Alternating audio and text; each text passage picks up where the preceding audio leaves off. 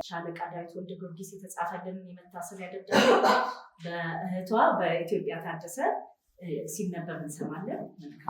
ሻለቃ ዳዊት ወልደ ጊዮርጊስ የላኩትን መልእክት ለማንበብ ብቻ ነው።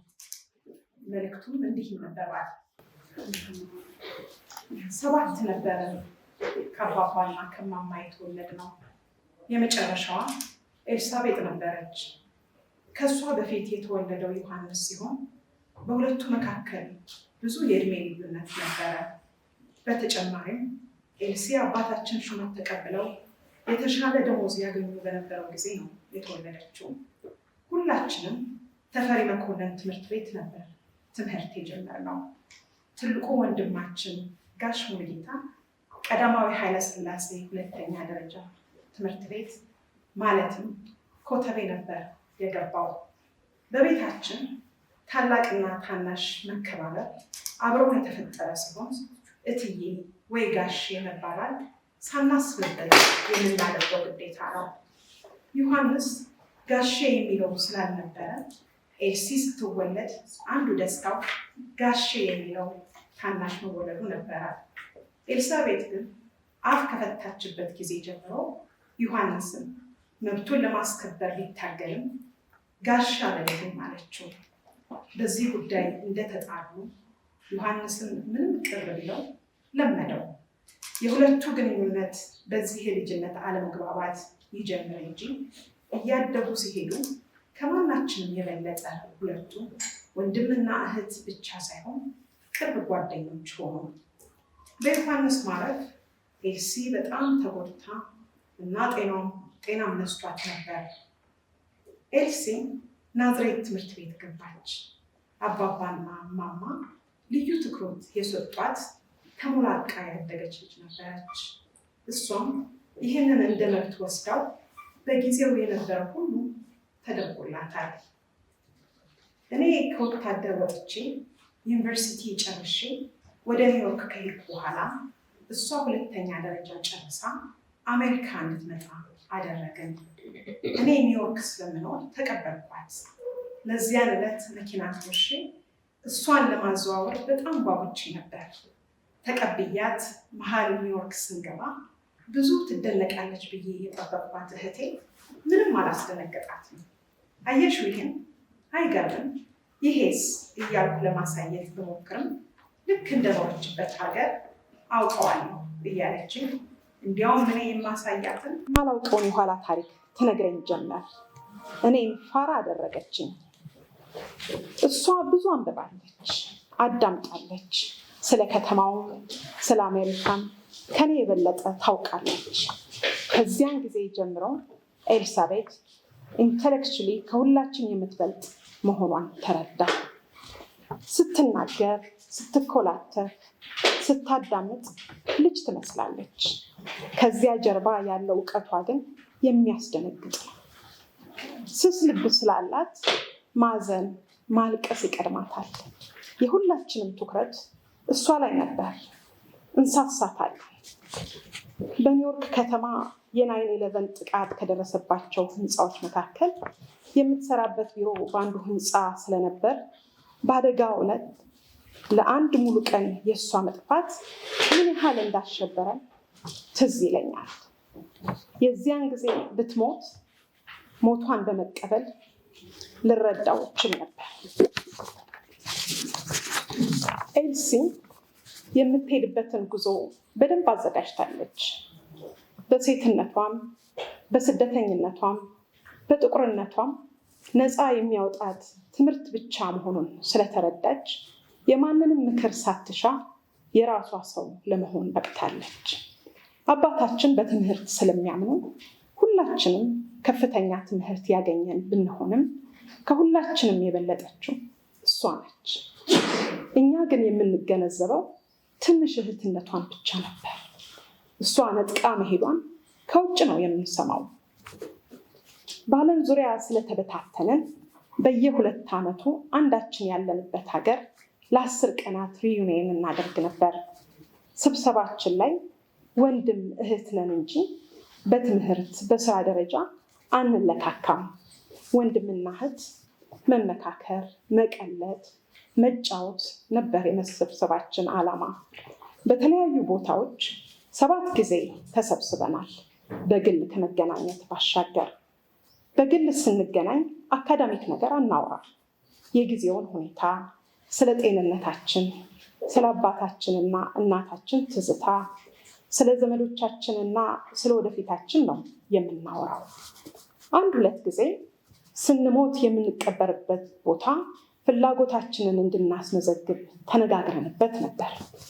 7 ወንድምና እህቶች ከኛ ውጪ ስለኛ ከኛ የበለጠ የሚጨነቅ ሊኖር አይችልም ብለን ተማምነን በጣም እንቀራረብ፣ እንደጋገፍ ነበር። የሞት ጉዳይ ሲነሳ ኤልሲ ከስብሰባችን ትወጣለች። ስለዚህ አናውራ ትላለች። ስለ ሀዘን አንነጋገር፣ ሲሆን ይሆናል። በተለይ ደግሞ ከዚህ ዓለም በሞት መለየትን በተመለከተ እሷ የመጨረሻዋ ትሆናለች በሚል ግምት ስለ ቤተሰቡ ሌጋሲ፣ ታሪክ ጠባቂ፣ በዓለም ዙሪያ ያሉትን ልጆቻችንንና የልጅ ልጆቻችንን እንዲተዋወቁና ስር መሰረታቸውን እንዲያውቁ ኃላፊነት የተሰጠው ለእሷ ሲሆን ይህን የመሰለ ውይይት አይመቻትም ነበር። ትውውቃችን፣ ቅርበታችን በፍቅር፣ በመደጋገፍ፣ በመጠባበቅ ላይ የተመሰረተ ስለነበረ ከዚያ ውጭ በሙያችን በምንሰራው ጣልቃ ላለመግባት ሳንነጋገርበት ተስማማን። ስለዚህ ነው ኤልሲ የምትጽፈውን ስናነብ የምንደነግጠው። እንደዚህ አናውቃትማ። እሷና ኮምፒውተር ሲገናኙ መድረክ ላይ ስትወጣ የሚፈልቀው ከዚያች ትንሿ እህታችን አይመስለንም ነበር። እንደነግጣለን። ተማርን እንላለን እንጂ በተለይም የምትጽፈው የምትተቸው በጣም ረቂቅ ስለሆነ ሁላችንም ሙሉ ለሙሉ አይገባንም ነበር። ከኛ የበለጠ ወንድማችን ጌትነት ስለሚረዳት ከሱ ጋር ጽሑፍ በመለዋወጥ በርዕሶቹ ላይ በመወያየት የበለጠ ተቀራረቡ። ስራዋ፣ አስተሳሰቧ ረቂቅ ጥልቅ ስለሆነ እኔ ከተሰማራሁበት ሙያ ጋር የተቀራረበ አልነበረም።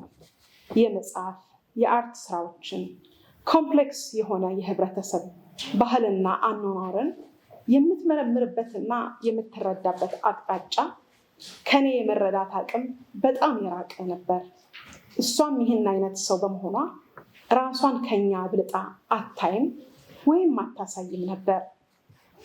ለእኛ ሁልጊዜ ቤቢ መሆኗን ተቀብላ ተፋቅረን ተከባብረን በተከታታይ ሳንጠብቀው በተለያዩ ጊዜያት በድንገት በደረሱብን ትራጀዲዎች ተላቅሰን ኖረናል። ያሰብነው የመለየት ቅደም ተከተል አልተጠበቀም።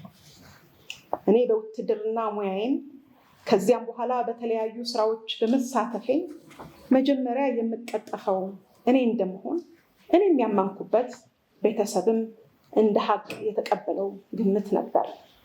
ለዚህ ሁሉም ተዘጋጅቷል። ምኞቴም እንደሱ እንዲሆን ነበር።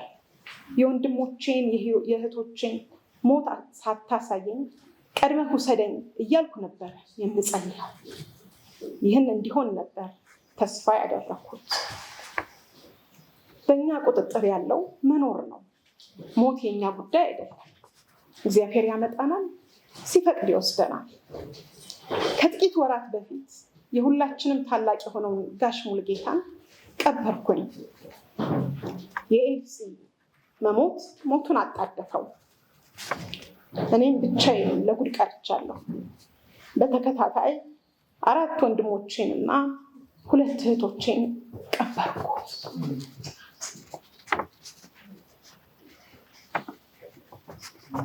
ኤልሲ የምትሰሚኝ ከሆነ ለአንቺ ተሰጥቶ የነበረውን ኃላፊነት ሳልጠብቀው ተረክቤ በዓለም ዙሪያ ያሉትን የአባባንና የማማን የልጅ ልጅ ልጅ ልጆች ለማገናኘትና ለማስተዋወቅ ፕሮጀክቱን ጀምሬያለሁ። እኔም የቀረኝን ጊዜ ስለማላውቅ አጣድፈዋለሁ። ኤልሲ፣ እኔን ዘመዶችሽንና ጓደኞችን ያስደነገጠው የአንቺ ያሸኛኘት ስነስርዓት ነው። እኔ እንደዚህ ከኛ የበለጠ ፍቅር ክብር ያላቸው ጓደኞችና የስራ ባልደረቦች እንደነበሩሽ አላውቅም። እኛን መስለው እኛን በልጠው ያዘጋጁልሽ የሽኝት ስነስርዓት መላ አገሩን አስደምሟል። እውነተኛ ጓደኛ በመነመነበት በአሁኑ ጊዜ እነዚህ የፍቅር ጓደኞችሽ ባደረጉት ስምሽ ታሪክሽ በማይፋቅ መልክ በህዝብ አእምሮና በታሪክ መዛግብት ሰፍሯል። አንቺ ሂጂ እንጂ ታሪክሽ ለዘላለም ይኖራል። በአንቺ ስም ወዳጆችሽን እያመሰግንኩልሽ ነው። እኔ ተዘጋጅቼ ስጠብቅ አንቺ ቸኩለሽ አመለጥሽኝ። መልካም ስፍራ ያለሽ ይመስለኛል። የፈጣሪ ሚስጥር አናውቅም። ኖረሻል፣ ታሪክ ትተሻል፣ ከሀሳባችን አትለይም።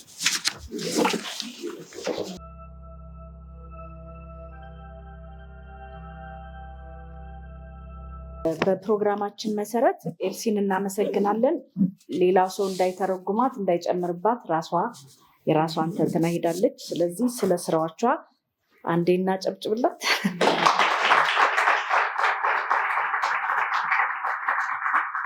እንግዲህ ስለ ስራዋ ማስታውሰው አይ ቲንክ 2019 ነው። ተመሳሳይ ጊዜ ይመስለኛል። ስሜነህ ሱራፌል፣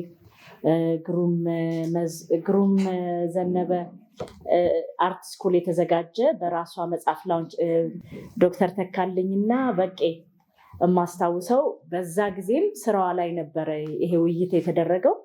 እሷ በዛ ወቅት ነበረች እና በራሷ ደግሞ ተንትናለች እና ያንን ይዘን የምንሄደው ወደዚች ብሮሸር ይሆናል። ሁላችንም እንደ ሰሪዋ ሆኜ ለማብራራት ጊዜም ስለሌለ እንዲሁ ምሳሌ ለመስጠት ቆንጆ አርጋ ነው ምረት የሰራችው። እንዳልኳችሁ የትብብር ነገር ነው። አንዱ ኤልሲ ያሳስባት የነበረ ነገር አብራችሁ ትቆማላችሁ ወይ ተባብራችሁ ትሰራላችሁ ወይ የሚል ነበረ። እንግዲህ በትንሹም ቢሆን እቺ ምልክት ትሆናለች ማለት ነው። ኤልሳቤት መንግስቱ እንዳልኳችሁ ዋናውን ብዙን ያዋቀረችው እሷ ነች ከኢትዮጵያ ሳይንስ አካዳሚ። እኔም ዝም ብዬ ጃስ በማለት አብሬያለሁ። ከዛ ምረት ደግሞ ግራፊክ ዲዛይኑን በራሷ ተርጉማ እንዳልኳችሁ አርኪቴክት ነች አውጥተዋለች። ለምሳሌ የመጀመሪያውን ትንሽ ባዮ ፔጅ አልፈን ይሄ ጠቆር ያለው ጋር ስንሄድ እንደ ማፕ የምታዩት ፐብሊክ ሌክቸሮች ያደረገችባቸው ቦታዎች ናቸው። ታይትሎቹ እና ቀኖቹ ወቅቶቹ ነበረኛ እንደ አካደሚክ ሊስት የሰጠናት እሷ እንደ አርኪቴክት ተረጎመችው እና በዚህ በማፕ መሰረት አስቀመጠችው። ነገር ግን ዲቴሎቹ ሌሎቹ ዝርዝሮች በዚህ በኪውአር ኮድ ስካን ስታደርጉ ቤት ሄዳችሁ ታገኙታላችሁ ማለት ነው። ጊዜ ለመቆጠብ ነው የማሯሩጣችሁ። ግን አንድ ደቂቃ ልስጣችሁና አንድ መልከት ትበሉት። ቅድም በድምፅ ነው፣ አሁን ደግሞ በጽሁፍ ማለት ነው የኤልሲን ስራ።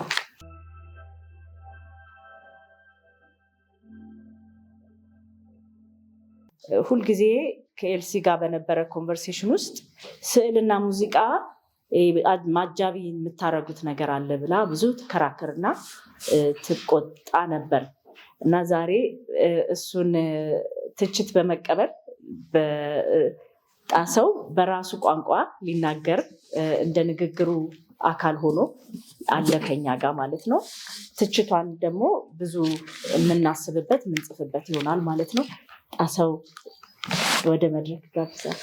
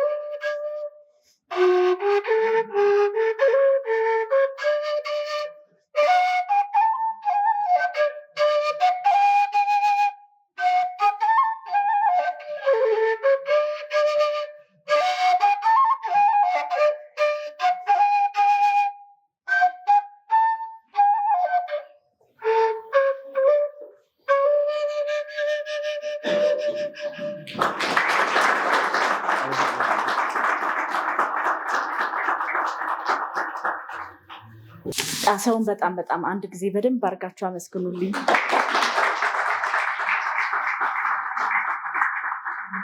አጋጣሚ የአዲስ ፊልም ፌስቲቫል አብረን ታድመን ስንወጣ መንገድ ላይ አግኝቼው በአንድ ደቂቃም አልጠየቅኩትም። ወዲያውኑ እሺ ያለኝ አላስታወስኩትም። ዛሬ ጠዋት ስደውል ሬዲ ሆኖ መጥቷል መሀል ላይ እና በጣም አከብራለሁ። በጣም ጨዋነት ነው። አመሰግናለሁ በጣም። በቄን ወደ መድረክ ጋብዛለሁ። ከዛ ጣሰውን እንሰማለን። መረር ከረር ያለ ነገር ከቁም ነገር ትንታኔው ሰምታችኋል። ምናልባት ወረድ ብዬ አንድ ሰዓቷ አጭር ስለሆነች 2-3 ሰብአዊ ጉዳዮች ላይ እንደዚሁ ዘና እንበል ብዬ አሰብኩኝ። በእርግጥ ትልቁ ነገር ሰውነት ይበልጣል። የዛሬውን ቀን ስንጠብቅ ዓመቷን እናከብራለን ብለን ዝም ብለህ ቀጠሮ ታደርጋለህ፣ መድረስን አታውቅምና ከሶስታችን በጣም በ24 ሰዓት ውስጥ 24 ጊዜ የምንገናኝ ኤልሲኒ እና በኃይሉ ነበር። በኃይሉ ተደግምና የግፍ አሟሟት ሞተ። እሷ እያለች ሞት ኖሮ ሌላ ታሪክ ነበር። እኔሃው ልክ ነው። ቁም ነገሩ የሚገባ ነው። ኤልሲ እንግዲህ ኒውጀርዚ ሆነ 25 ዓመት በፊት ገና ወደ አርት ሳትመጣ ነው ማቃት። ልቧም ጭንቅላቷም ፖኤቲክ፣ ለአርት የተገዛ ነፍሷ። እንደሱ አይነት ኑሮዋ ቅድም ሌሎቹ እንዳሉት ኑሮዋ ነው። ለእንጀራ ሌላ ነገር ብትሰራም በጣም ፖኤቲክ ሰው ነበረች ሳስታውሳት፣ ገና ሳትገባ ጭምር። ከዛ በኋላ ኒውዮርክ አካባቢ የአፍሪካውያን በተለይ የናይጄሪያ እና የጋና የሱዳን ምሁራንን በተለይም የአፍሪካ ዘመነኛ ስነጥበብ ነፃ አውጪዎች የሚባሉ አይነቶች ጋራ በጣም ትገናኝና ይህንን የተከበረ ፍላጎቷን ያነድ የነበረ ምክንያት ነው ብዬ አስባለሁ። ከዛ በኋላ እስክንድርን ማግኘቷና በአርት ፕራክቲስ ውስጥ ያላትን አዲስ ትኩስ ምልከታ የቀረጸው አጋጣሚ ይመስለኛል። ከዛ በኋላ ወደ ኢትዮጵያ መጣች። እንድሪያስን የመሰለ ሰው ደግሞ እንደገና ሌሎቻችንን አገኘችና ምናልባትም ሌሎች 1-2 ኢትዮጵያውያን ምሁራን አንስተውት የነበረውን የኢትዮጵያን ስነ ጥበብ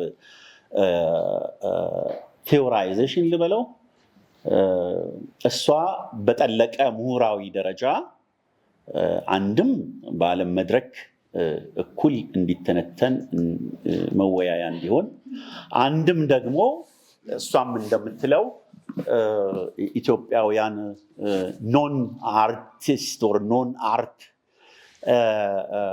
ኮሚኒቲ የሆነው የምሁር ስብስብ አርትን እንደ ጌጥና እንደ እስክስታ ብቻ የሚያየው ክፍል ሲጨመቅ እውቀት የሚወጣው በራሱ ሜታፊዚካዊ መንገድ ትልቅ እውቀት ወለድ የሆነ ፕራክቲስ እንደሆነ ለመሟገት እና ቋሚ ነገር ጥላ ለመሄድ የሞከረች ብቸኛ ኢትዮጵያዊ ምሁር እናት ለማለት እደፍራለሁ። ቅድም እሷም እንዳለችው ይሄ በቀላል ዋጋ የመጣ አይደለም። ጠልቆ በዚህ መጠን ለመነጋገር እኛ የፊት ለፊት ሰዎች አይደለንም፣ የክሪቲክም ሰዎች አይደለንም። ታውቃላችሁ አዝማሪ በምን እንደሚያዜም፣ ቅኔ ለምን እንደመጣ ወዘተርፈ እና እዚህ ሶሳይቲ ውስጥ ያውም ሴት ሆና ያንን ራዲካል የሆነ ግብአት ማምጣቷ ቀላል ነገር አልነበረም። ብዙ ከፍላበታለች እና እውነት ለመናገር ደፋር ነበረች። በቀን 9 ጊዜ ተጣልተን፣ 9 ጊዜ ተፋቅረን፣ 9 ጊዜ ተደዋውለን፣ 9 ጊዜ ቻው ተባብለን እንለያያለን። ብዙ ነገር ተለዋውጠናል፣ ብዙ ነገር ተምረናል ከሷ። ፊት ለፊት መናገር ለምሳሌ ፊት ለፊት እዛው ጨርሶ እዛው ትለውን ብላ ምናምን አኩርፈን ምናምን። እኔ በተለይ በጣም ሴንሲቲቭ ነኝ፣ ትንሽ ነገር ይበቃኛል። አኩርፌ ምናምን ለቀን ቆየ በኋላ ከዛ ካቆመችበት ተነስታ ከዛ ብላ ስትቀጥል ምናምን እንዴት አድርጌ እንደምረሳው እና እንዴት ጨዋታው እንደሚቀጥል ከዛ በኋላ ኩርፊያ እንዴት እንደሚረሳ በሚቀጥለውም እንደዚህ ሲሆን እንዴ ምንድነው ወዳጅነት ወዳጅነት በጥል በፍቅር በጥቅም በምናምን የማይለወጥ እንደዚህ ራሱን የቻለ ትልቅ አምድ እንደሆነ ከሷ ተምሬያለሁ ማለት እችላለሁ። ፊት ለፊት ሲባል እንደዚሁ ደረቅረቅ እንዳይልባችሁ፣ ፊት ለፊት በጣም ፊት ለፊት ነች። አንድ ቀን ምሳ እየበላን አርት ስኩል ግቢ ውስጥ አንድ በጣም ያስቸገረ ባልደረባችን ታለንትድ የሆነ ጎበዝ ምናምን እናማለን እዛ ቁም ነገር ሰዎች አይደለንም ኢትዮጵያውያን። ከዛ ይሄ ገንዘብ እየተበደረ ምናምን ወለድ እንትን ገብቶ ከዛ አረንትንም ያጨሳል። በጣም ያሳዝናል። የለም እሱ ምሳ እየበላን የለም እና ኧረ ሰሞኑን በጣም ፊት ሁሉ ገርጣ ብሎ አላማረኝም እኔ ምናምን ሳምበዴ ሳይድ ድግ አደረገችና ስማ እንትና የት ነው ያለኸው? ሰላም አትበለኝ ፉል ኦፍ ሺት። ስማ ደግሞ ትበደራለህ እንደገና ደግሞ ታጨሳለህ አሉ አይደለ? ፊት ገርጥቷል እና አሁን እዚህ እንፈልጋለን ውሃውን እሷ ለተናገረችው ያዛ ውሃውን በቃ እና እሷ ፊት ለፊት ከተናገረችው እኛ ያማነውን ይጠረጥራል ሰውየው። የዚያን ያህል ቦልድ ናት። እስክትቀየማት ድረስ ልትሄድ ትችላለች። ሁሌ ልክ ነች ማለት አይደለም። ነገር ግን ያመኑበትን ፎርወርድ በማድረግ ከሷ ብዙ ተምረናል። ብዙ የዚህ አይነት አጋጣሚዎች አሉ። አንድ ነገር ልስጣችሁና ልጨርስ ሰዓቱ እንትን እንዳልን። ስማርት ነች። ስማርትነስ ትወዳለች። በብዙ ሊገለጽ ይችላል። ይሄ ጭንቅላቱን ከአካሉ ጭንቅላቱን ከሀብቱ ለይቶ መውደድ ትችላለች። this is amazing። ስለዚህ ብዙ ሰዓት ማውራት ትችላለሁ። የዚህ አይነት ሰው በጣም ጥቂት ነው። አይምሮን ስማርትነስን እና ጨዋታ ትችላለች። አራዳ ልጅ እንደምንለው አይነት ነገር አራድነትን ትወዳለች። አንድ ጊዜ እኛ ግቢ ውስጥ ብዙ እንጫወታለን። ኦፍ ኮርስ እሷ ጋር ነው እንጂ እሷ ቢሮ አይኤስ እያለች የእሳቱ ተሰማን ልጅ ላስተዋውቅ፣ ፍጹምን ታውቋታላችሁ አንዳንዶቻችሁ። የእሳቱ ተሰማን ልጅ ላስተዋውቅ ብላ አስተዋወቀች። የእሳቱ ተሰማን ልጅ በኋላ እኛ ጋር ተቀየረች። ረሳሁትና ይኸውልሽ እሳቱ ተሰማን ልጅ አስተዋውቅሽ አልኳት። ፉል ኦፍ ሺት አለ። ተዋወቀቻት። ከዛ በኋላ ሌላ ቀን ይኸውልሽ የአበበ ቢቂላ ልጅ እኛ ግቢ ማይሆን ስራለች። ለዚህ ሀገር በጣም ውርደት ነው በእውነቱ። የነርስ ምስክር ወረቀት አላት። ግን ተዋወቂያት አልኩና አመጣኋት። የአበበ ቢቂላ ልጅ ተዋወቀቻት። ከዛ አንድ ወር አይሆንም ቀጠለና የገብረ ክርስቶስን ልጅ እንደምን እኔ ፈልግ ነበረ ልጆች ይኖሩታል ብዬ ቦሄሚያን ሰውዬ ስለነበረ ሳሙኤል ልጅ ይኖረዋል ብዬ ከአንድም 3 ልጅ አገኘውና የመጀመሪያውን ልጅ ኤልሲ ስመጣ ኤልሲ ነይ በእናትሽ ዛሬ እንዳትቀሪ ያልኳት። ምሳ ሰዓት ላይ መጣች። ምንድን ነው እሱ? የገብረ ክርስቶስ ልጅ ላሳይሽ ምናምን። የት አለ አለች። መጣ። ትልቁ ልጅ ሲመጣ በስመ አብ ራሱን ነው ይመስለው። አንተ ልጁ ነህ አይደለ ምናምን ነገራችንና ሰላም አለች። ከዛ ስማ ና በቀለ ይሄን ግቢ አንደኛ ለምን ኦርፋኔጅ አታረገውም? ብዙ አጫውታችሁ ነበረ። ትንሽ ፈና ያስፈልጋልና እናስታውሳታለን በሁሉም ነገር። ሁሉ ጊዜም አለች ከኛ ጋር። ነገ ሌላ ሰው ይሄዳል። ስለዚህ አንድ ቦታ ላይ አንቸከልም። ሁሉንም እያስታወስን እንሄዳለን። እኛም ስንሄድ ታስታውሱናላችሁ።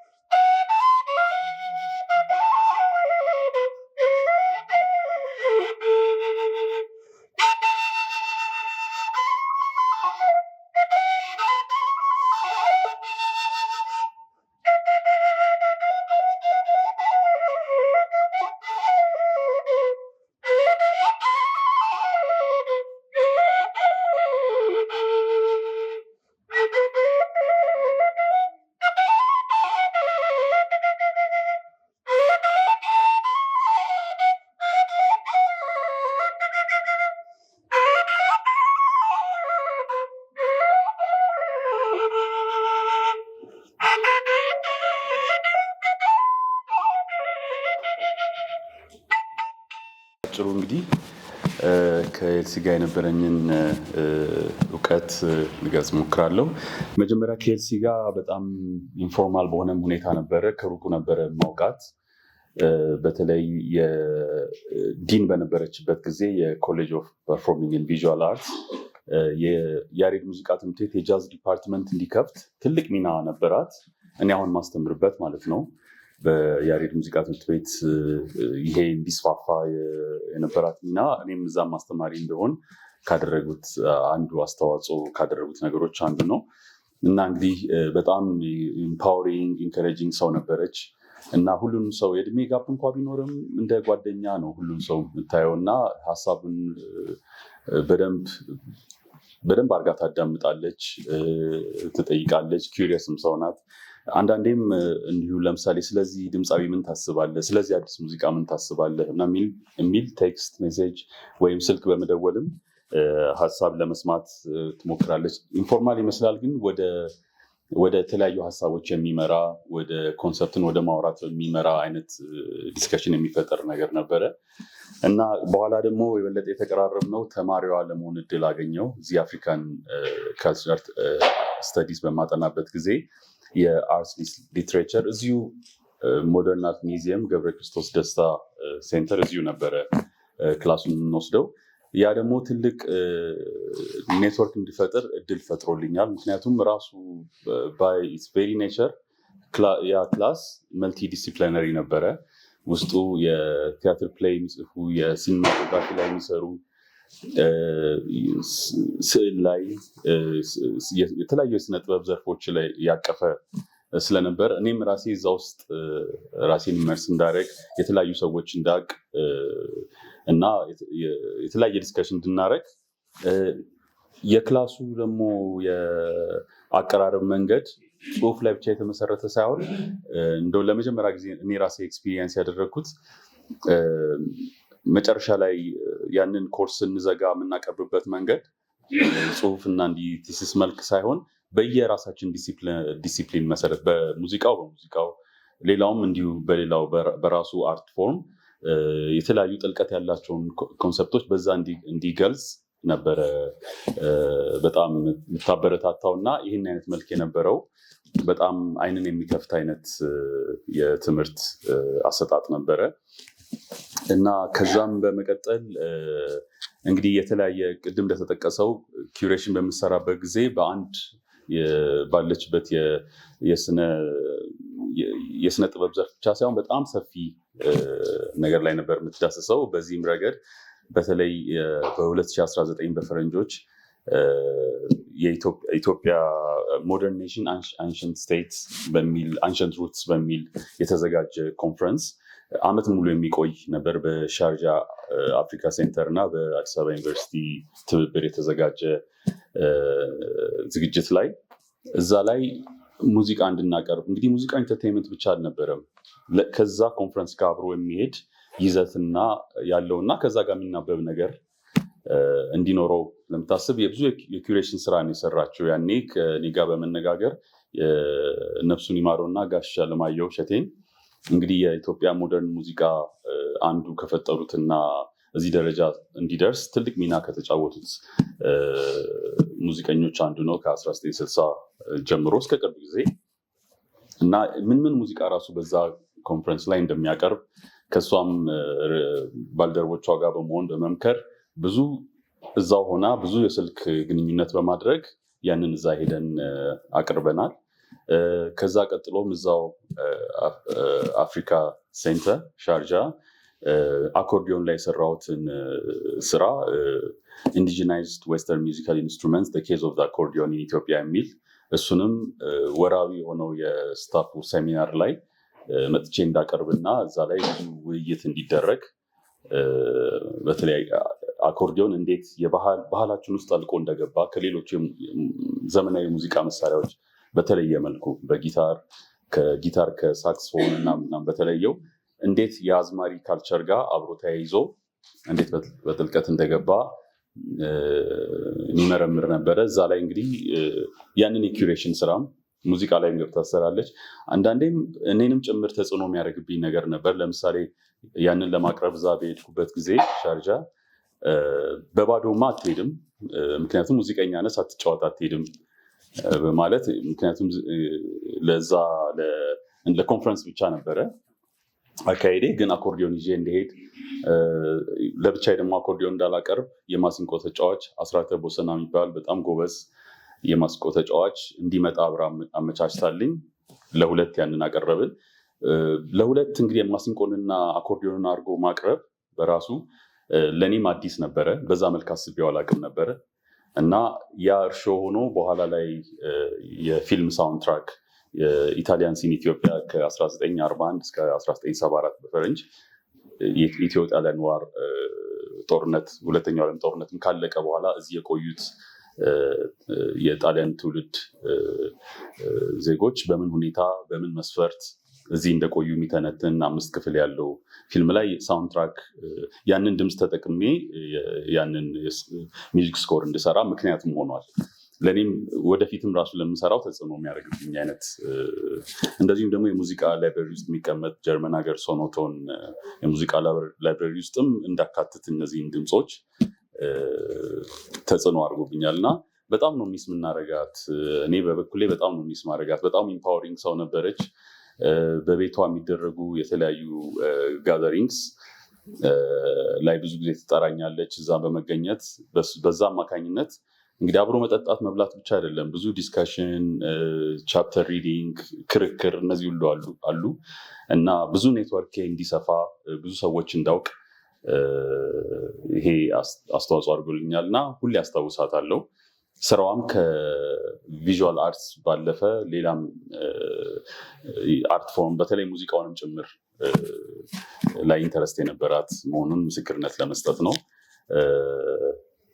ነፍሷ በሰላም ትረፍ።